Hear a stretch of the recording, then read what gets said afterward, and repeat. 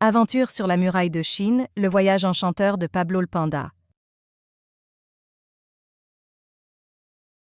Il était une fois un panda nommé Pablo qui vivait dans une magnifique réserve naturelle en Chine. Pablo était un panda très curieux et aventurier, toujours en quête de nouvelles découvertes.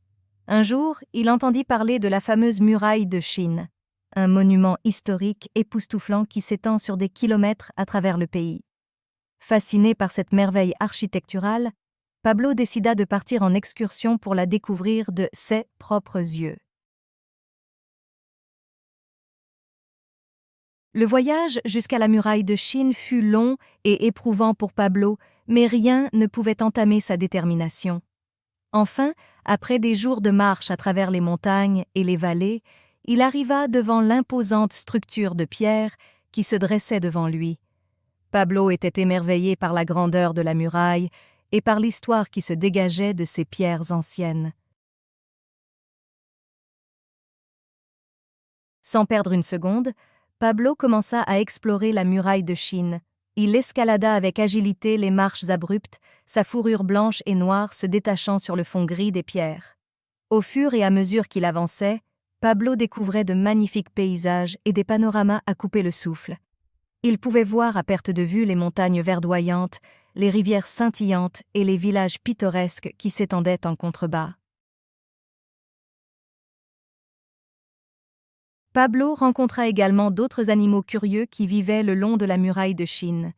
Il fit la connaissance d'un renard rusé et espiègle, d'un oiseau coloré aux plumes éclatantes et d'un lapin malicieux qui aimait jouer à cache-cache. Ensemble, ils explorèrent les moindres recoins de la muraille, s'émerveillant des merveilles qu'ils découvraient à chaque tournant. Au fil de ces aventures, Pablo se lia d'amitié avec les habitants des villages voisins. Les enfants l'adorèrent et lui offrirent des bambous frais, sa nourriture préférée. Les anciens lui racontèrent des légendes mystérieuses sur la muraille de Chine et l'importance de préserver ce trésor national pour les générations futures. Pablo réalisa alors que la muraille de Chine était bien plus qu'un simple monument historique. C'était un symbole de résilience et de persévérance pour le peuple chinois. Il décida de rester un moment pour aider à entretenir et protéger la muraille, convaincu que chaque geste comptait pour préserver ce trésor millénaire.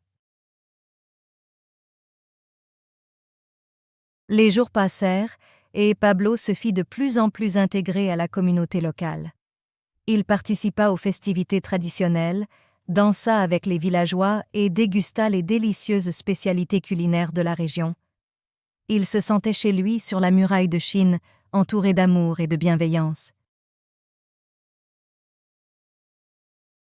Finalement, le temps vint pour Pablo de reprendre sa route et de rentrer chez lui.